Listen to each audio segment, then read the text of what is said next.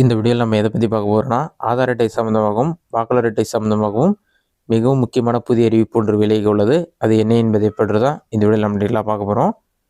அதில் என்ன சொல்லியிருக்காங்கன்னா, அடையாள சான்றாக ஆதாரை அளிக்கலாம்னு சொல்லி மென்ஷன் பண்ணிட்டு தேர்தல் ஆணையர் ஞானேஷ்குமார் சொல்லி மென்ஷன் பண்ணியிருக்காங்க. 21 ஆண்டுகளுக்கு பிறகு நாடு தழுவிய வாக்காளர் சிறப்பு தீவிர திருத்தம் நடத்தப்படுகிறது. பிறந்த தேதி அல்லது இருப்பிட சான்றாக ஆதார் அட்டை ஏற்க முடியாதுன்னு சொல்லியிருக்காங்க. அதாவது வாக்காளர் அட்டையில் நீங்கள் பிறந்த தேதி அல்லது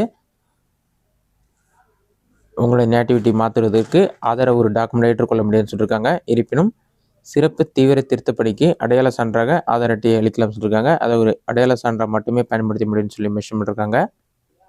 ஏழுமே தான் மென்ஷன் பண்ணியிருக்காங்க. பிக் அனௌன்ஸ்மெண்ட் சொல்லிட்டு சிஇசி ஞானேஷ்குமார் சொல்லி மென்ஷன் பண்ணிட்டு Aadhaar card is not proof of date of birth, domicile, citizenship can be useless identity proof in SIR exercise சொல்லி மென்ஷன் பண்ணியிருக்காங்க. அது ஒரு ஐடென்டி ப்ரூஃபாக மட்டுமே பயன்படுத்த முடியும்னு சொல்லியிருக்காங்க. டேட் ஆஃப் பர்த், சிட்டிசன்ஷிப்புக்கெலாம் அதை பயன்படுத்த முடியும்னு சொல்லி மென்ஷன் பண்ணியிருக்காங்க.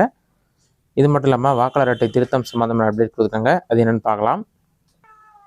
இதற்கான தேதி மென்ஷன் பண்ணியிருக்காங்க. படிவங்கள் அச்சடிப்பு மற்றும் அதிகாரிகளுக்கு பயிற்சி வழங்கும் தேதி பார்த்தீங்கன்னா அக்டோபர் 28 நவம்பர் 3 வரைக்கும் மென்ஷன் பண்ணியிருக்காங்க. வீடு வீடாக கணக்கெடுக்கும் பணி நடைபெறும் நாட்கள் பார்த்தீங்கன்னா நவம்பர் 4 டிசம்பர் 4 வரைக்கும் நடைபெறும் இருக்காங்க.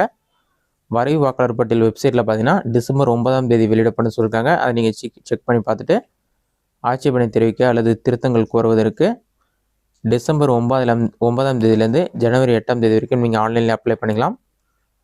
புகார்கள் சரிபார்ப்பதற்கான தேதி டிசம்பர் 9 ஜனவரி 31, 2026 சொல்லி மென்ஷன் பண்ணியிருக்காங்க. எல்லாமே முடிஞ்சு இறுதி வாக்காளர் பட்டியல் பார்த்தீங்கன்னா பிப்ரவரி 7, 2026 வெளியிடப்படும் சொல்லி மென்ஷன் பண்ணியிருக்காங்க. அதில் நீங்கள் டீட்டெயில்ஸ் செக் பண்ணி பார்த்துக்கலாம்.